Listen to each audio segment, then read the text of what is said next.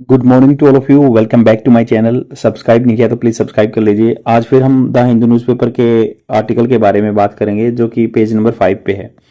ये जो आर्टिकल है बहुत ही इंपॉर्टेंट है आपके स्पोकन इंग्लिश के लिए और आपके एग्जाम पर्सपेक्टिव से।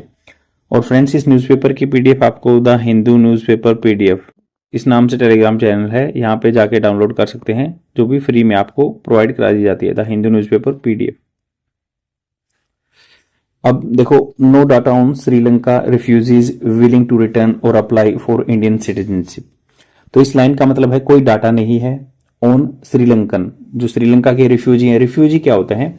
जो यहाँ पे रहते हैं, जो मतलब क्या होता है, शरणार्थी। रिफ्यूजीज होता है शरणार्थी।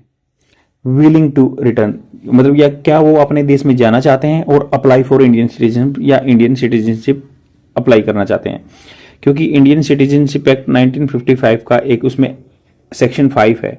सेक्शन 5 के अंदर कोई भी जो फॉरेनर है वो अप्लाई कर सकता है सिटीजनशिप के लिए, बट ये है कि वो इलीगल माइग्रेंट नहीं होना चाहिए। इलीगल माइग्रेंट नहीं होना चाहिए, माइग्रेंट नहीं होना चाहिए। नेचुरलाइजेशन के प्रोसेस से अप्लाई कर सकता है। तो इन्होंने कहा है कि जो टी रामाकृष्णन है चेन्नई के, इन्होंने बात की द कमिश्नरेट होता है जो ऑफिस, जो कमिश्नरेट बोलते हैं वहां का ऑफिस ऑफ रिहेबिलिटेशन।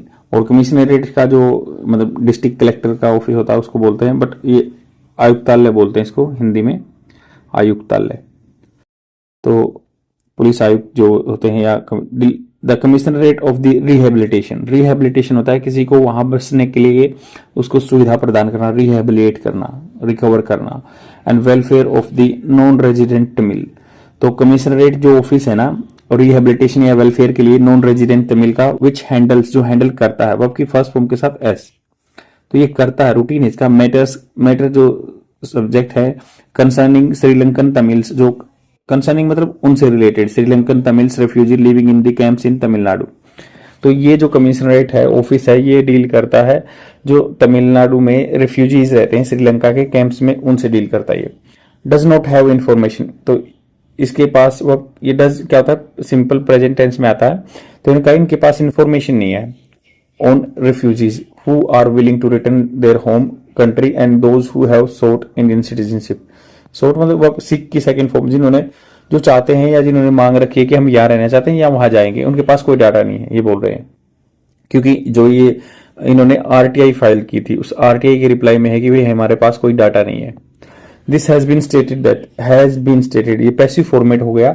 बोल रहे हैं कि ये बताया गया है, जो ये बताया गया है इन ए रिप्लाई में to a Chennai resident under the right to information act. Chennai resident ने, एक निवासी ने आरटीआई डाली तो उनको ये रिप्लाई मिला। On the issue of voluntary repatriation, किस मुद्दे पे वॉलंटरी, खुद की स्वेच्छा से रिपेट्रिएशन होता है अपने देश में वापस जाना। Repatriation of the refugees to Sri Lanka, Sri Lanka के लिए एक government official said there is no scope for possible patriation for refugees. तो इन्होंने कहा कि भाई हमें एक गवर्नमेंट ऑफिशियल से बात की थी पास्ट में, देयर इज नो स्कोप, कोई स्कोप नहीं है, मतलब कोई ही रास्ता नहीं है ये फोर्सिबल जबरदस्ती रिपेट्रिएशन करना, उनको अपने देश में भेजना है रिफ्यूजीज को।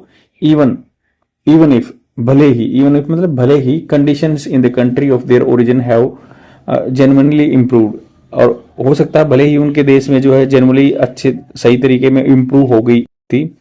And repatriation can be done only with their full and voluntary consent.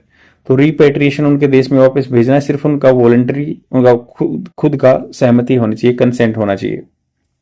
The official edit, तो ऑफिशियल ने एडिट किया था। देखो ये डायरेक्ट स्पीच है, द ऑफिशियल एडिट, फिर ये अंदर कोट एंड कोट के अंदर ये पूरा उनका वर्डिंग है, तो ये एज इट इज लिखे जाते हैं डायरेक्ट स्पीच में। इंटरनेशनल लॉ, जो पूरे विश्व स्तर पर जो कानून है, इवॉल्विंग केस जो आगे आगे बढ़ के आ रहे हैं ना, लॉ फर्मली पक्के से सख्ताई से प्रोहिबिट करते हैं force repatriation in situation where refugees में स्टिल फेस परसिक्यूशन और unsafe condition.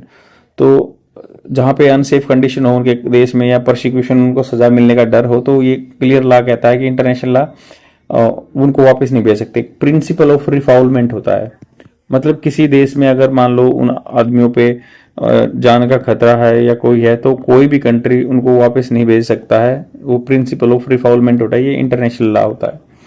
It is because, ये इसलिए कि reason that because of this reason that the commissionerate जो ऑफिस है कमिश्नरेट का does not collect the data, वो डाटा उन्होंने कलेक्ट किया नहीं है। द ऑफिशियल साइड, ऑफिशियल ने कहा ऑन सिटीजनशिप, नागरिकता के लिए द यूनियन गवर्नमेंट स्टैंड, जो यूनियन गवर्नमेंट का स्टैंड है, मतलब उनका इस पे पक्ष है, हैज बीन दैट रहा है, हैज वर्ब की third form present perfect tense ये रहा है that only foreigner can acquire citizenship, खाली फॉरेनर जो हैं विदेशी हैं एक्वायर कर सकते हैं citizenship by registration under the section 5 of citizenship act 1955 और बाय नेचुरलाइजेशन।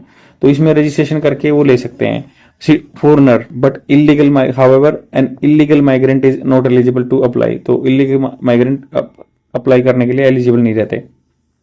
तो फॉरेनर में तो जो है कि वैलिड डॉक्यूमेंट के साथ इंदर यहाँ पे आया है, फॉरेन रजिस्ट्रेशन जो होता है एक FRRO ऑफिस होता है, उसके थ्रू परमिशन लेके यहाँ पे आया है और रह रहा है। बट इलीगल माइग्रेंट गलत तरीके से घुसपैठ करके आया है, कोई डाटा उसका है नहीं, तो वो अप्लाई नहीं कर सकता। आई होप आपको समझ में आएगा, सिंपल एंड क्रिस्प छोटा सा आर्टिकल है, बट आज संडे है तो आज एडिटोरियल छपा नहीं है, तो इसको हमने देखा, काफी अच्छा आर्टिकल है। एग्जाम में आएंगे क्वेश्चन इससे बन सकते हैं, और कोई भी वोकैबुलरी वर्ड्स जो है वो आ सकता है। आज के इतना ही, तो ये आपकी कंटिन्यूटी के लिए है, बने रहिए और अपने फ्रेंड्स में भी शेयर कीजिए। शॉर्ट आर्टिकल है बट इंपॉर्टेंट हो सकता है एग्जाम के लिए। बाय।